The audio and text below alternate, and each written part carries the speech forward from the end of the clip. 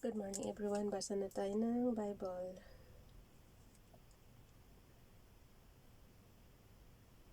Pang April 16 na natin to guys. 1 Samuel 30 to 31. Hanggang 31 lang pala ang 1 Samuel. Tapos bukas 2 Samuel na tayo.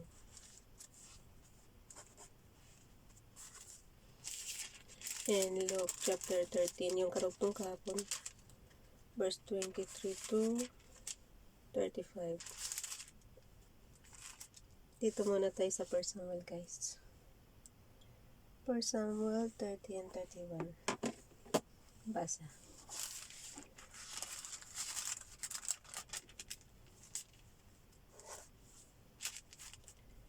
David destroys the Amalekites.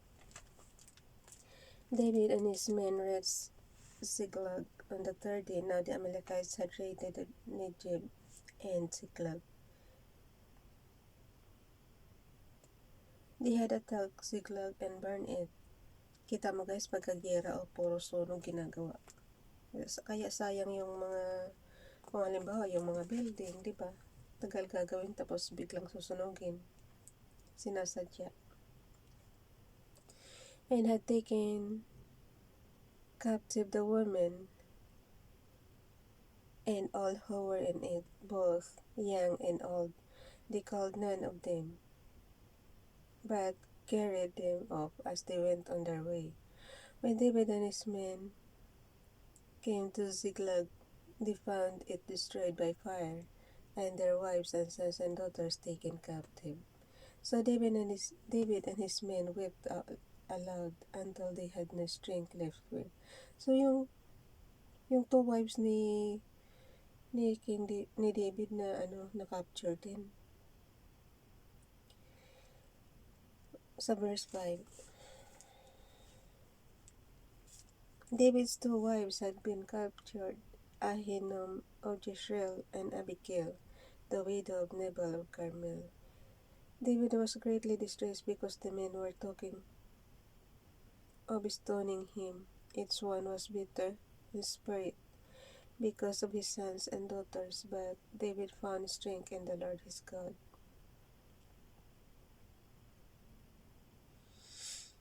Then David said to Abiathar the priest, the son of Ahimelech, "Bring me the ephod."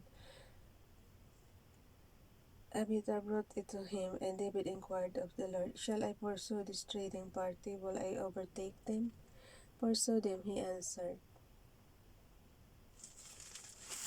David, paano mag-answer sa'yo si Father God?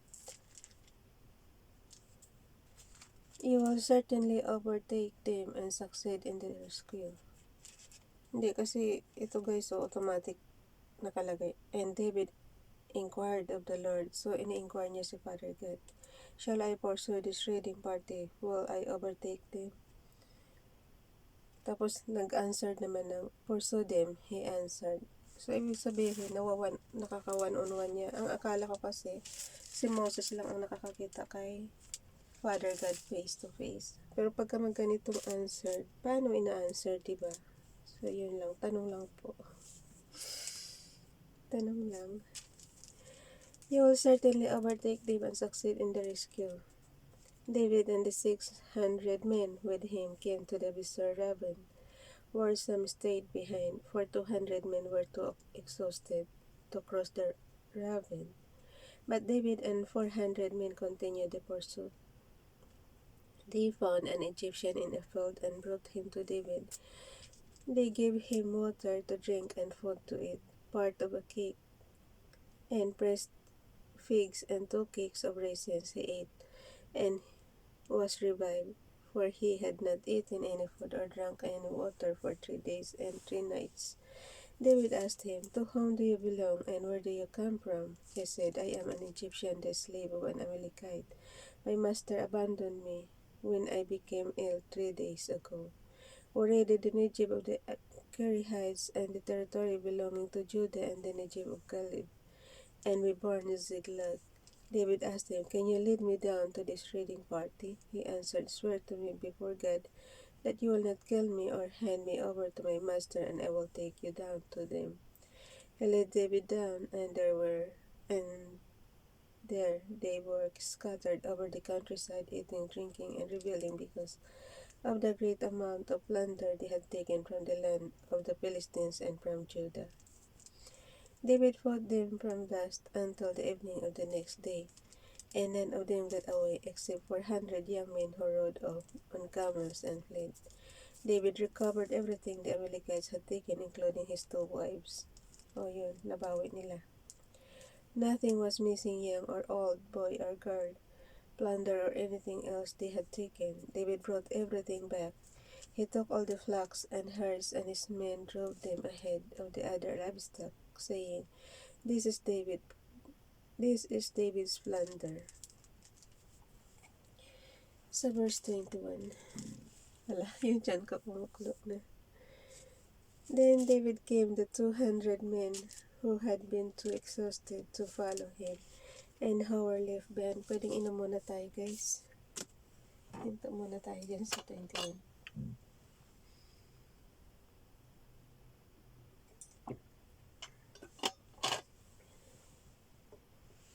Alam mo kasi pag kumukulog-kulog siya natin, need na ng water.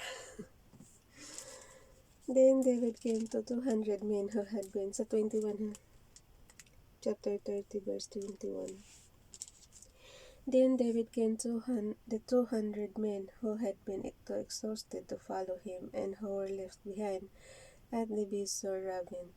They came out to meet David and the people with him. As David and his men approached, he greeted them.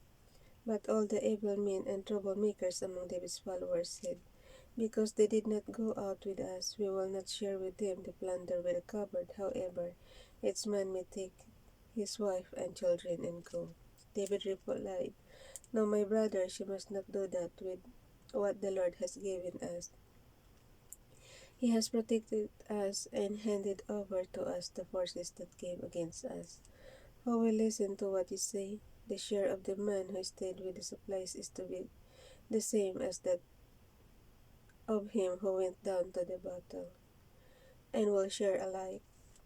David made this a statute and ordinance for Israel from that day to this.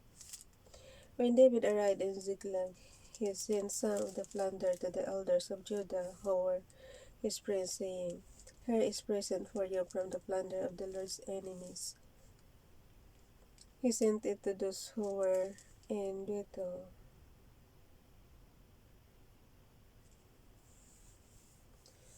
sa elders ng Judah.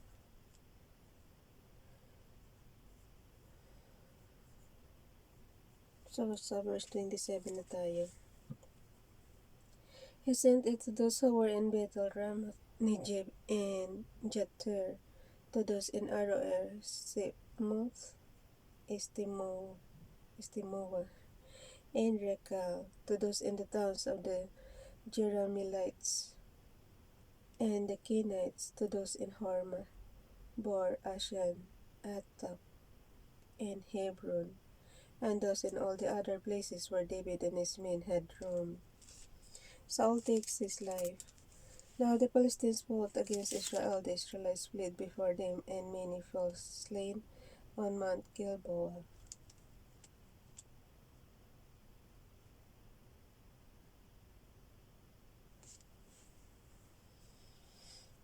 The Philistines pressed hard after Saul and his sons, and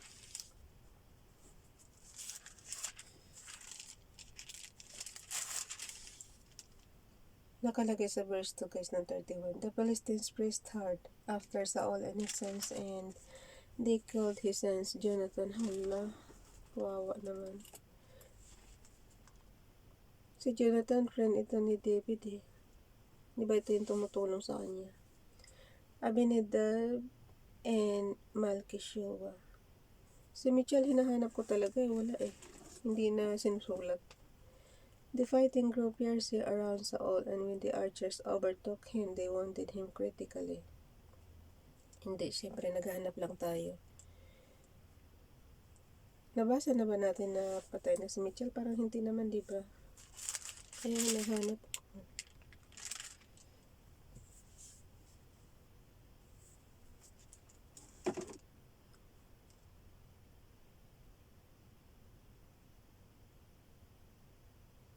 Sa verse 4.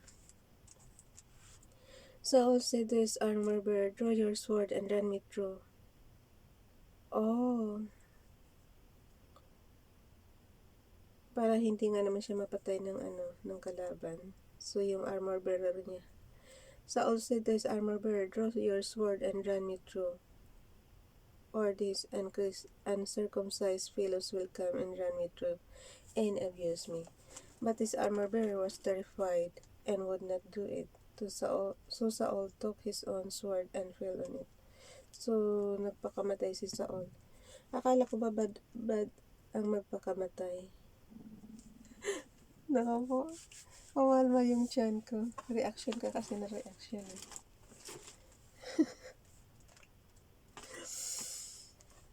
Marunong namalma yung chan ko kasi every time na ako, yung parang mag-against ako sa hindi naman sa against, yung parang nagre-react lang ba?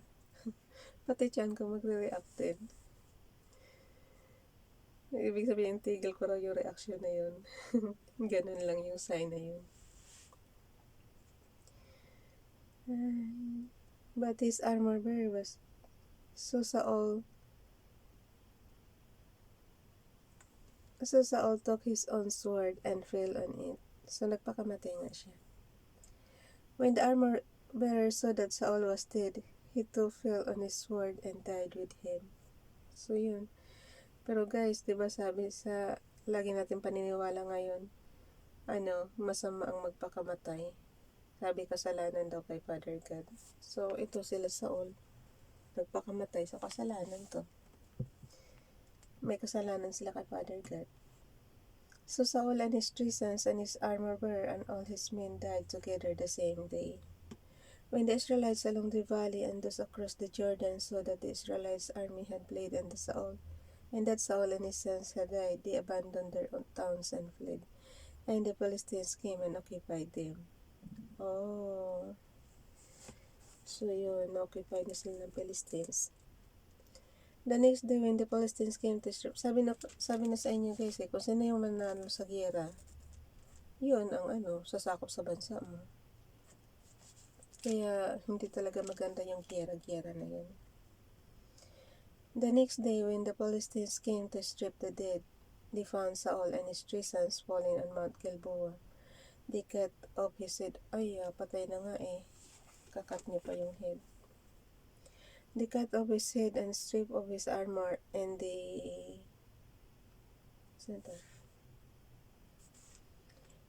sent messengers throughout the land of the Philistines to proclaim the news in the temple of their idols and among their people.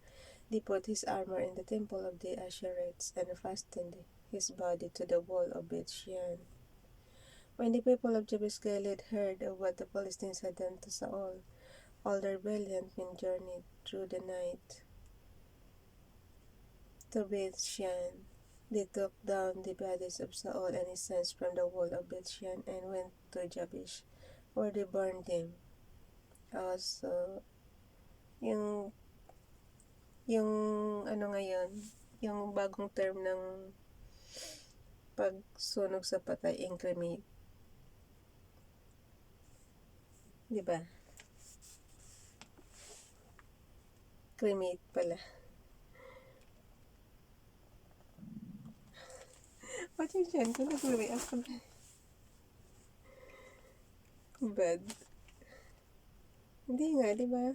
Pagka halimbawa, may dalawang klase na ngayon kasi paglilibing eh. Yung cremate at saka yung sa yung ililibing ng normal. Pero yung sa ngayon, pinakamadali yata is yung cremation na. Yun. Dito rin eh. Where they burned them.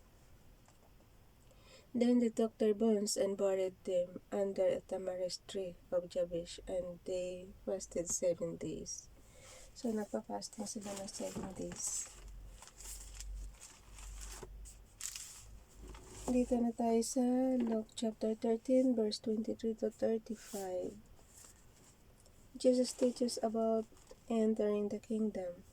Then Jesus went through the towns and villages teaching Teaching as he made his way to Jerusalem, someone asked him, Lord, are only a few people going to be saved?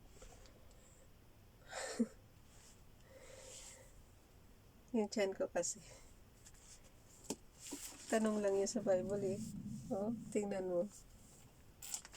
Nagra-rumble na. Kailangan na kaya natin huminto. Alam niyo na kung ano ibig sabihin yun.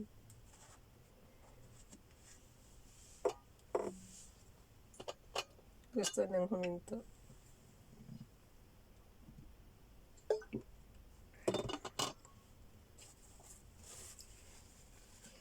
Alam niyo, 6 na buwan na tayo nakabasa ng Bible. 6 na buwan na rin yung chan kong ganyan. Hindi, dati pa eh. Every time na madaling araw, pag iinom ka ng tubig, ganyan talaga. Tapos after that, ginhawa ka na. After mo pumunta sa washroom. Someone asked him, umpisa na guys sa Luke chapter 13 verse 23. Someone asked him, Lord, ulitin nga ulit natin guys. Yung title niya is Jesus teaches about entering the kingdom. Verse 23.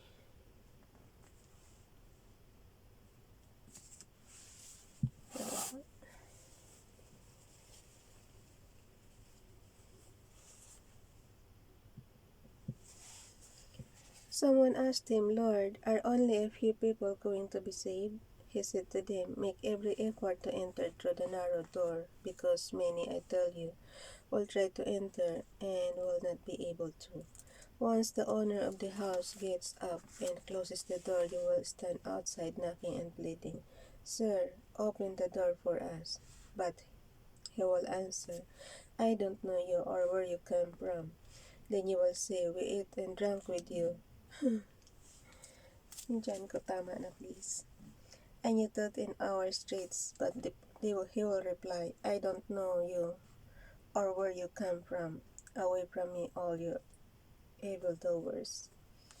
There will be weeping there and gnashing of teeth when you see Abraham, Isaac, and Jacob, and all the prophets in the kingdom of God, but you yourselves throw out. So, lahat ng prophet nasa heaven na. Si Abraham, Isaac, and Jacob. Ito si Jacob guys, Israelian. The prophets in the kingdom of God, but you yourself as thrown out. Will come from east and west and north and south, and will take their places at the feast in the kingdom of God. Wala. Social distancing. Hindi na makita.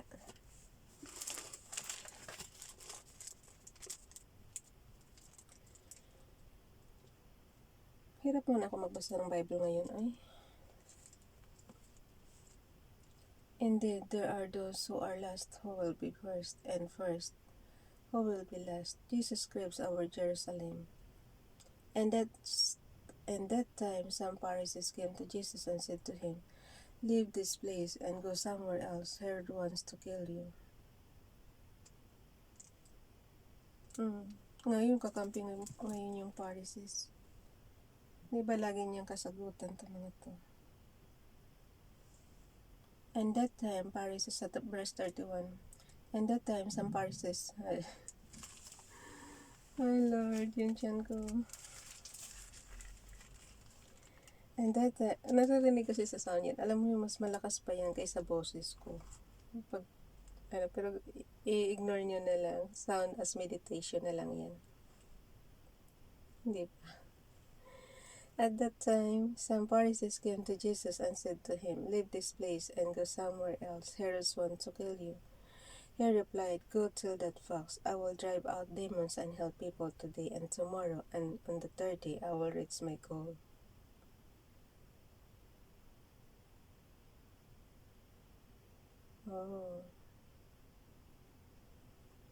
In any case, I must keep going today and tomorrow and the next day, for surely no prophet can die outside Jerusalem. O Jerusalem, Jerusalem, you who kill the prophets and stone those sent to you, how often I have longed to gather your children together, as a hen gathers the chicks under her wings, but you were not willing. Look, your house is left to you desolate. I tell you, you will not see me again until you say, Blessed is he who comes in the name of the Lord. Okay guys, bye everyone. God bless.